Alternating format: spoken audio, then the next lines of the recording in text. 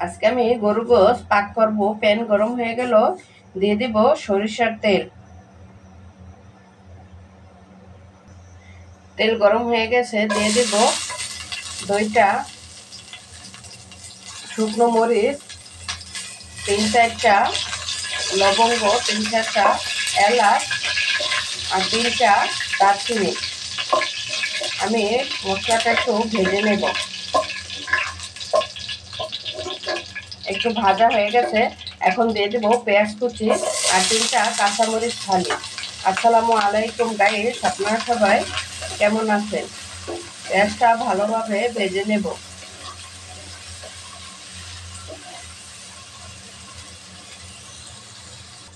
দিয়ে দেব 2টা তেজপাতা।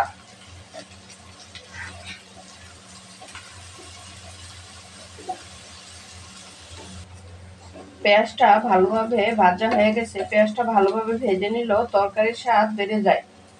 এখন দিয়ে দেব মশলা। মশলা কষানোর জন্য একটু পানি দিয়ে দেব, নাহলে মশলাটা পুড়ে যাবে। এখানে মশলা ছিল 1.5 চা চামচ আদা বাটা, 1 চা চামচ রসুন বাটা, 2 চা চামচ হলুদের গুঁড়া, 2.5 চা চামচ মরিচের গুঁড়া, 1/2 চা চামচ ধনিয়ার গুঁড়া, 1/2 চা চামচ টালা জিরার গুঁড়া, স্বাদ মতো লবণ।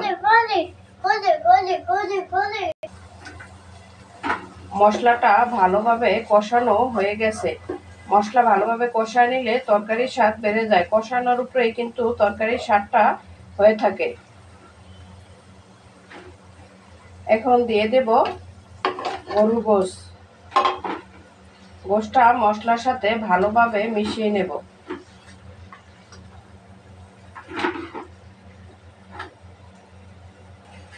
গোশ কষানোর জন্য ঢাকনা দিয়ে ঢেকে দেব।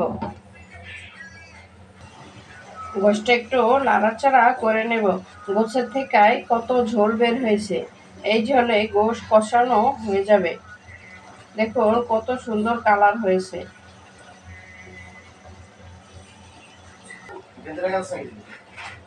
গরু গোশ কষানো হয়ে গেছে।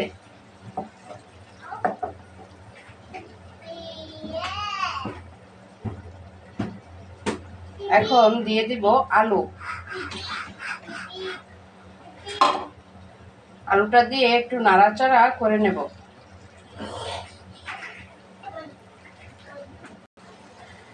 আলু দিয়ে একটু কষিয়ে নিয়েছিলাম।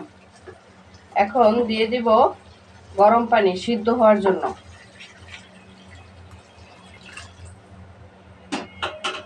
পানিটা দিয়ে একটু নাড়াচাড়া করে নেব।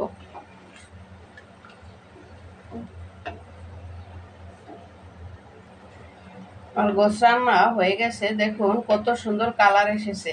একটু ঝোল রেখেছি, রুটি বানাইবো তাই।